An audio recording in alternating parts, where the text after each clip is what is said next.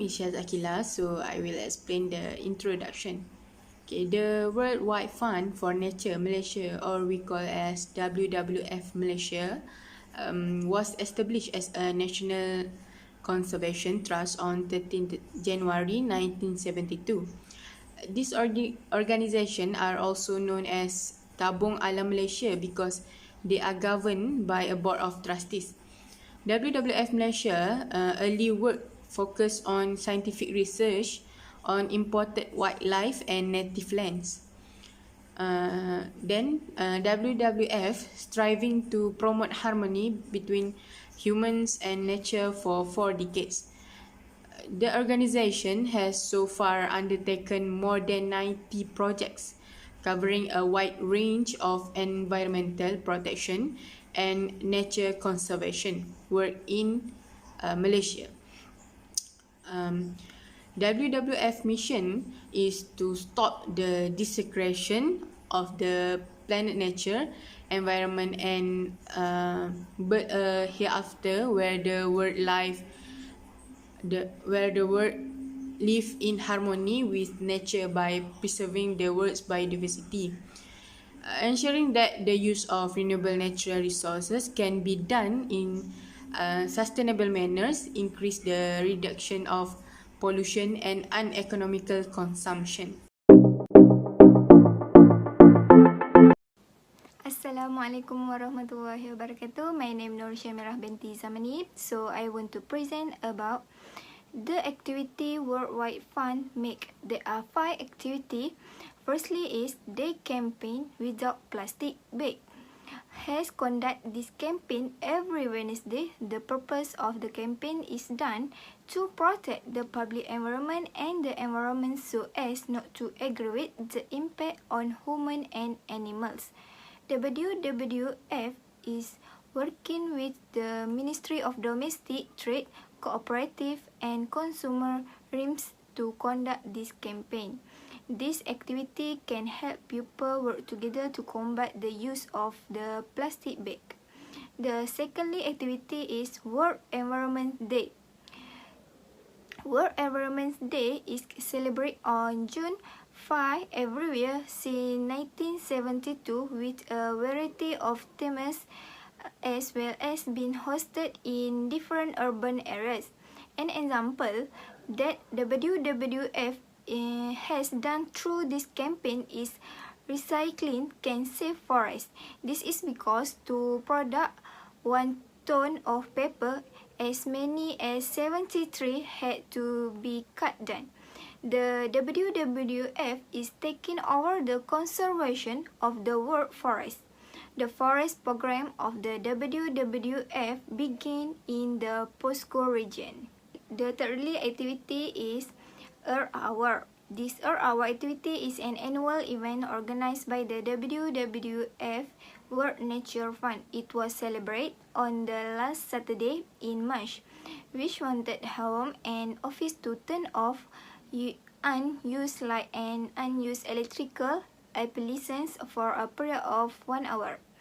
This is the purpose of making people aware of climate change. As an example, in 2010 it was Earth Hour held for the 40th time by the WWF. The next activity is Marine Animal Species Conservation.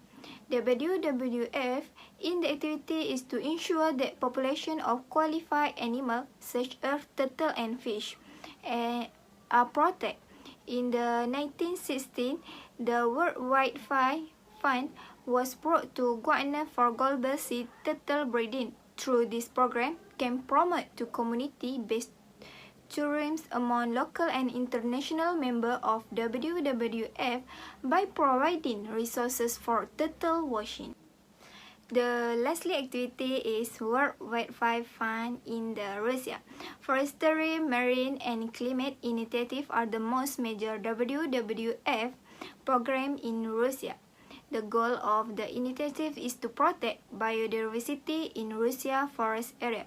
Marine has established an initiative to save the Amur tiger, with the goal of protecting animals and making wise use of marine resources as a result of the effort of environmental organizations and the government, the number of tigers has not decreased and is presently steady. This activity is very effective in ensuring safe wildlife and peaceful living. That's all for me. Thank you. Hi, Assalamualaikum. My name is Syahirah binti Abu Abdul Ghani. I will explain about the initiative made WWF. This program have the strategic partner with WWF Malaysia, CIMB Band Berhad, and the Terengganu State Park Management Council together with Terengganu State Government Agency.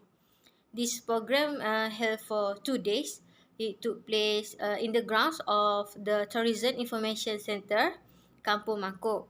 SITI Wetlands Open Day is organised to raise awareness among visitors, especially the local community, on the importance of preserving or conserving SITI wetlands as one of the natural treasure in Malaysia. Many activities were held, such as mangrove planting, engineering and mathematics, wetlands walk for fun, exploration team, environment and science technology, promotion of ways to health well, and religious talk on human and environment. The program was officiated by Ahmad Berhormat Datuk Seri Dr. Ahmad Samsuri bin Mokhtar, Chief Minister of Terengganu, who described the determination of the state government towards the importance of SITI wetlands as an important asset that needs to be preserved and managed sustainably. The Terengganu State Management Council plays an important role as a leader on behalf of the Terengganu State Government in mobilizing the efforts and involvement of various agencies to ensure the success of SITI Wetlands Open Day program. The election of Kampung Mangkok as a program site has been recommended by MPTN and can open up opportunities to promote this location, which is one of interest to SITI Wetlands SITI Wetlands State Park. That's all from me. Thank you. Assalamualaikum warahmatullahi wabarakatuh. So my name is SURAYA binti SHAMSUDIN. So there are several challenges that faced by WWF organization to continue such conservation efforts for the nature. The first challenges that faced by WWF is people in Malaysia lack of interest and awareness in conserving and loving the environment. In addition, WWF organization can see that society does not care and underestimate the conservation of the environment. Moreover, in this current modernization, the new generation in Malaysia are less exposed to the awareness and importance of the environment, which has led them to consider this matter as normal and not important to take into account. And then, the second challenges that faced by WWF organization are their lack of budget in preserving nature. This is because the cost of conserving and caring for the environment and living species uses high cost to ensure the environment is in good condition and safe. In the meantime, the lack of budget will slow the Biodiversity Convention progress in order to carry out activities and programs for nature conservation. After that, the last challenges of WWF are the lack of manpower in WWF members. This is because Malaysian people are not willing to work under WWF due to this organisation is not for-profit organisation, and due to the pandemic COVID-19, the volunteers of WWF also are not enough and limited because everyone are refused to go out due to the pandemic is infection disease spreading by fluid from people to people, which can cause death. Next, the achievement of WWF organization are, first and foremost, WWF organization has protected marine parks in Malaysia. This success can be proven when WWF Malaysia successfully protects 900,000 hectares of Taman Tun Mustafa TMP in Sabah. In the meantime, TMP is home to some elusive marine life such as dugong, endangered sea turtles, and reverse beavers. Furthermore, marine life such as coral reef and species of marine life are very important to be cared for and protected to balance the marine ecosystem in the future.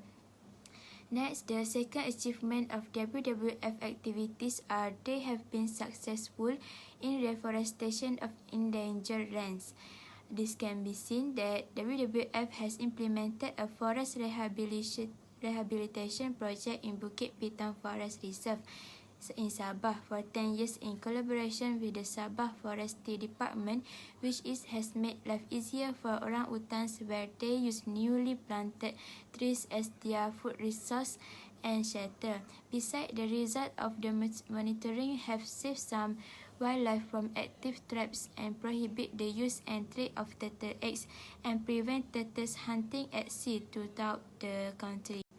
Furthermore, WWF also successfully spread the awareness to the society by doing programs and activities. It can be seen that a lot of people join the Save the Earth programs, which is Earth Hour. With the existing Earth Hour program has been able to teach the people to reduce electricity consumption in order to make the world naturally healthy, and also teach to the people to reduce the use of plastic, such as the use of straws and plastic bags. For example, a certain shopping mall did not provide plastic bags for the customer.